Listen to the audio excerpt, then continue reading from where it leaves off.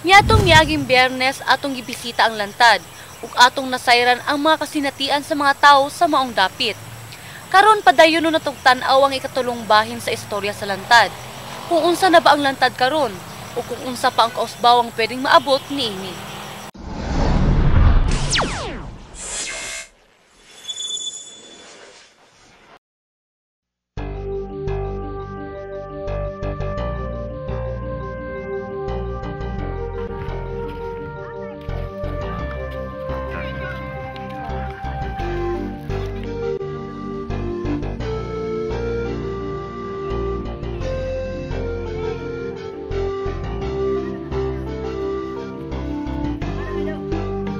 Kay sa una manggod kay to kagubot sa una panahon sa among operasyon sa una sa 9IB ang mga tao dire kakadlok gyud sila sa mao mahitabo kay sa mapagan sila, so ang ilang mga uma dire medyo nabiyaan gyud nila, wa gyud nila trabaho na wala pa eskwelahan dire sa una.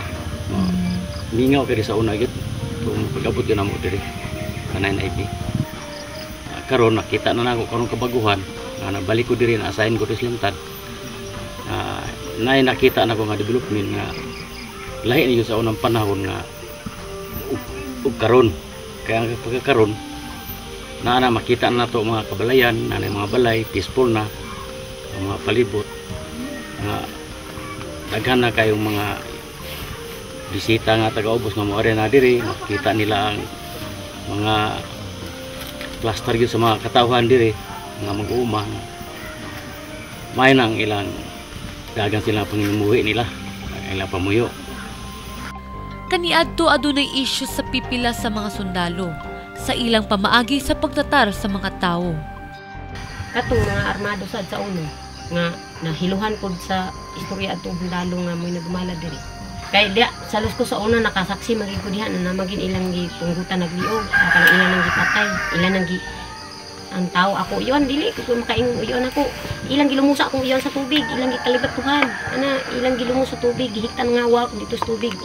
Ananganlan nila helikopterong ang tao nga tuyok-tuyokon sa PC ana-anaon ita ana dina makasuka baya unya abot pagihikti diri sa kahukwan hulong dito sa tubig. Grabe pag-antos kong uyuan gihubak in kana kong uyuan kay bastong kaon bukas sa armalite pagid ang ibastro dili pagid ingon nga anay 16 bitaw nga kusin mo na iana dito sa kilid diri nga balik-balik parte pa akong bayaw karon nag-antos grabing hubak. Nga sa unang panahon murag ang mga tao wala na tagaig murag dili na gawas nun. Muna ang nahitabo din nga sa unang panahon ni sukol ang mga tao. Tungod kay kulatahon ang mga tao. Ang mga mananap pangkuhaon. Ang tao ipang salvage sa sundalo sa unang panahon. Mga balay pang sunod, rebelde bagod na. Mga mananap apil bagod na sa rebelde. Apan sa pagkakaron, dili na kini issue. Tungod kay nagkahiusa na sila sa mga tao sa lantad ug aduna nagayoy pagsalig ang mga tao sa kasundaluhan. Pinaagi sa among mga kauban mga sundalo sila gitabangon pud sila pasabot yun na gayud ang dagan gid nato nga naagin na siya sana magsinabtanay ba nalang yung magsinabtanay ang sundalo ug sibilyan para makapot gid nato ang kausay kalinaw diri sa lantad kaya sila nakatubuag sa naman gud sila panagan padlok nga karon ang among relasyon karon sa mga sibilyan magpabilin gid na siya ligon nga magtambaya yung kinabangay para makabot dito ang kausay kalinaw sa lantad. Basta kay kami naning kamot yun nga sana ang katawan mo balik yun sa sabakan sa gobyerno yun. Isuwa na mo sa ilas ng katawan mo balik sila. Tabangan na mo, butok sa mga mahimo nga sila, mupuyo na sila sa malinawon diri sa ilang area, lugar, di lang kay sa lantad, o sa ubang lugar pa yun nga katong na sa laag lugar sa gobyerno, mubalik na ang sila kay para pupungan gid matabangan nato ang lambo gid ba nga malambo ang atong Pilipinas atong nasod nato sa demokrasya. Usa-usab sa nangunang issue sa mga tao sa lantad kaniadto mao ang ilang kadalanan. Tungod kay kaniadto wala gayoy maagian ang mga tao. Bibo na gyapon sa unang lantad pero ang dalan wala kay ni dalan sa una. Magbaklay kami, matugbong mi diri magdalag kabayo. Sayo sayo may motugbong makauli mi gabi na mi makauli kayo may karsada baklay ra gina niya itandi na mo sa karon nay karsada nay mga project sa gobyerno nay kuop na nay sakyanan makaabot na ang mga kung dunay mo ani dinhi nga gikan sa gobyerno makaabot na sila direct kay naa naman ang dalan. Sa karon wala lang kini nahimong dalan para lakon ug agian sa mga tawo. Apan mao na usab kini ang dalan para sa kalambuan. Tungod kay maagian naman kini sa sakyanan ug sa mga tawo, mamahimo nang mapaabot kanila ang serbisyo ug tabang sa gobyerno.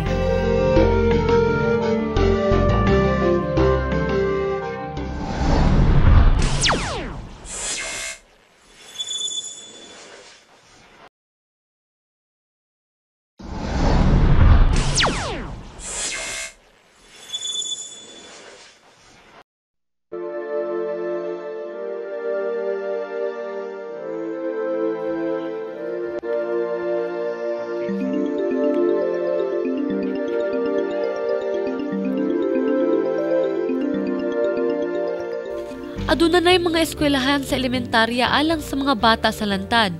Gani, nagpreparar na ang ilang magtutungha sa pagsugod sa klase. Pinagi sa pagpintal sa mga mamahimong gamit sa mga bata. Karon aduna na usab sila'y kooperatiba nga nagsugod ni adtong tuig 2006 aron mahatagan ang mga tao sa ilang mga panginahanglanon sama sa kuryente nga gagamit og solar panels.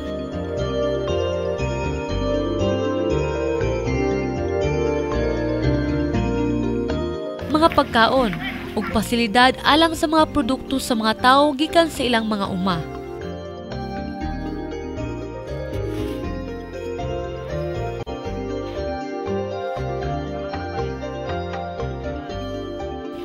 Makita usab nga aduna nay kalingawan ang mga tawo.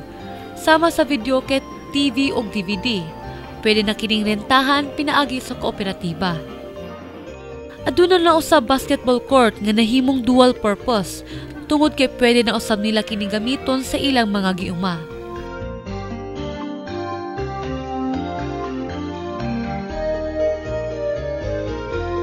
Kung kaniadto ang mga bata gatago lamang, karon makita nga libre na sila magdula ug ma-enjoy gayud nila ang ilang pagkabata. Usa ka butang nga wala na agian sa mga bata sa lantad kaniadto.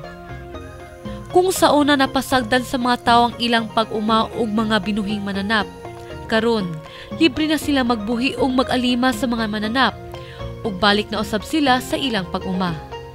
Kini tanan tungod sa tabang sa nagkalain-laing ahensya sa gobyerno ug syempre tungod usab sa partisipasyon sa mga tawo. Baguhay lamang adunay gipahigayon nga community dialogue on peace and development.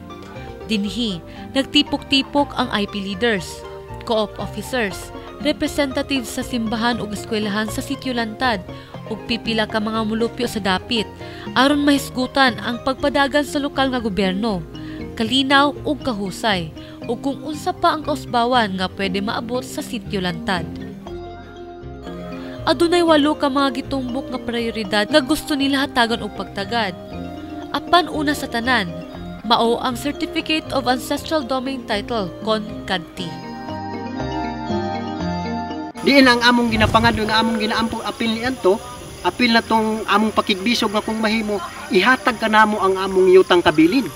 Ang among yutang kabilin nga maoy among kinabuhi. Kay ang kaning among yutang kabilin mao ni ang among merkado. Kay diha kami gapanguha sa tambal, sa medisina, sa pagkaon. Muna ing anak ka importante ang among lasang, ang among yutang kabilin. Muna sa pagkakaron nga ang among gidemanda nga kung mahimo paspasan unta sa NCIP ug sa lokal nga panggobyerno labi na sa nasyonal nga kung mahimo ihatag na dili na langay-langayon ang among kadti subay sa Republic Act 8371. Ug kung mahimo ang atong lokal nga gobyerno ug sa NCIP gapaningkamot sila nga kung mahimo matagaan na og representasyon ang tribo diha sa barangay, sa munisipyo ug sa province. Ug sa ingon pa ni Governor Moreno, ilagayod kining tutukan. apan kinahanglan lamang nga maghulat tungod kay aduna kini agian pang taas nga proseso. Sa karon nabati na sa mga tao ang presensya sa gobyerno. Nabati ug nakita na nila ang pagtagad alang kanila. Apan aduna lamang usa ka pangutana ang kadaghanan. Karon nga nabati na nila ang presensya sa gobyerno, magpadayon ba kini sa umaabot? Lantad is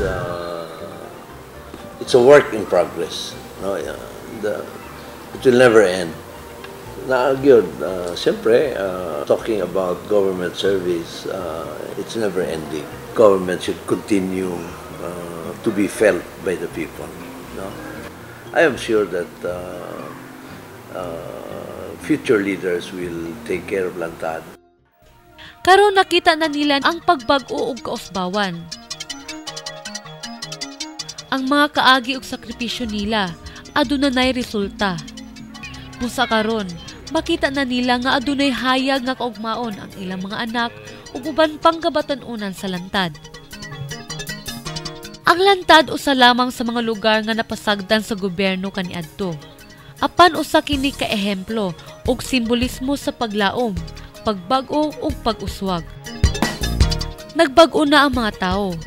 Apan aduna pay pipila nga hangtod karon nagpabiling walhon. Anaa paghihapon sila sa kabukirang nagpalibot sa Lantad. Gani, bag-uhay lang nagpabati sila sa ilang presensya sa pagpabuto sa kampo sa mga sundalo niadtong Abril 15 ning tuiga. Nasamdan lamang ang tulo sa mga kafgo. Sa karon padayon pa ang pagbantay sa kasundaluhan sa Lantad. Apan puno og paglaom ang gobyerno ug ang mga tao nga moabot ang panahon nga magmalinaw na gayud ang Lantad.